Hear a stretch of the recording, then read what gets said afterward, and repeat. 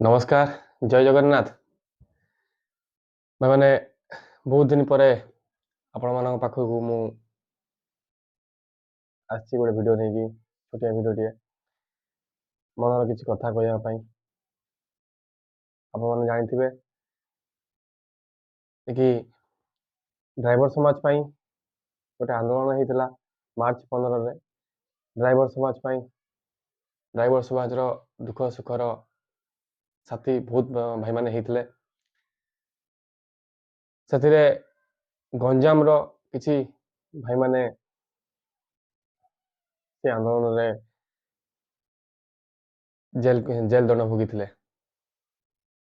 से भाई मान विषय किसी दुपद वार्ता रखा आज नमस्कार जय जगन्नाथ ओडिशा ड्राइवर महासंघ महापरिवार समस्त बंधु नमस्कार पहर नाम सातरा भाई काली 5 भाई आज आम 11 भाई सब रिलीज होती से कृपा होती ए जो युद्ध होता आंकर मुख्य नायक होती आमर सारे आमर गंजाम आके कर बाकी जिलूर आसिक राज्य आसिक काम कर तेणु आज तांके से भाई मान नहांती किंतु आम गहन में आम देखीचु समस्त जानचु कुप्रकार कष्ट आज्ञा आम पड़ते जय जगन्नाथ आम समर्थना करू आज जय जगन्नाथ सुदर्शन पंडा सार आमर होती वकिल महोदय जी गंजाम जिला आम लड़ुले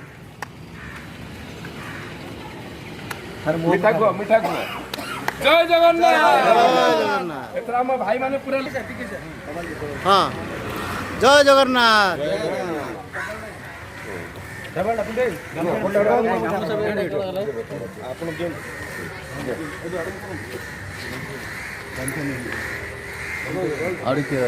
रही थोड़ी सब जाक किसी न देखी देखु दुसुनी आगा सब तो आगा आड़ा पड़ुचा कि सब जड़ा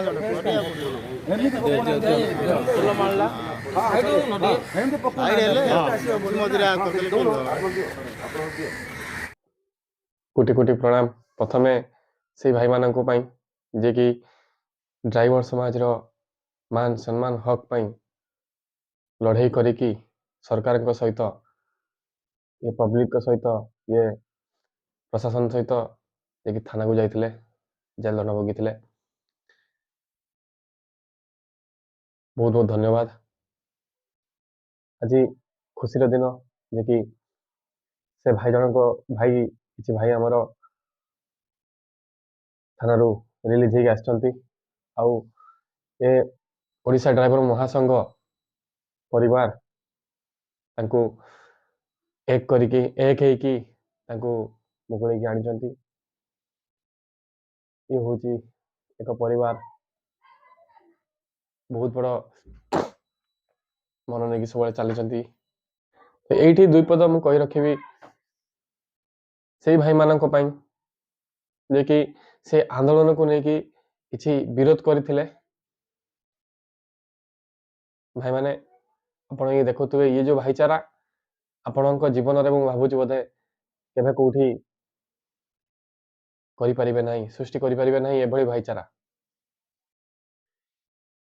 बहुत किसी संगठन अच्छी बहुत संगठन में बहुत किसी होउची से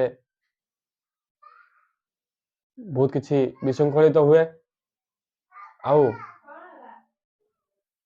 से आंदोलन को भांगिया भी बहुत चेष्टा करिसंती जोटा कि ड्राइवर समाज पाई होतला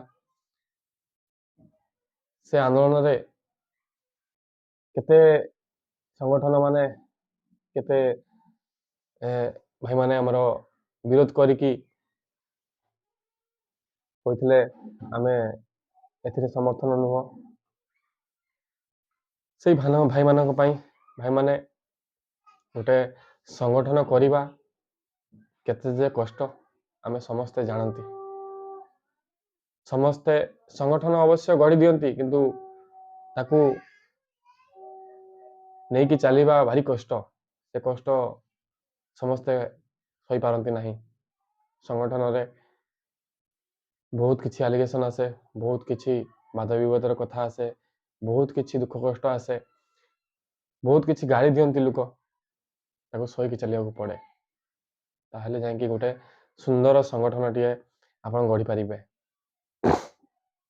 कहबार कथा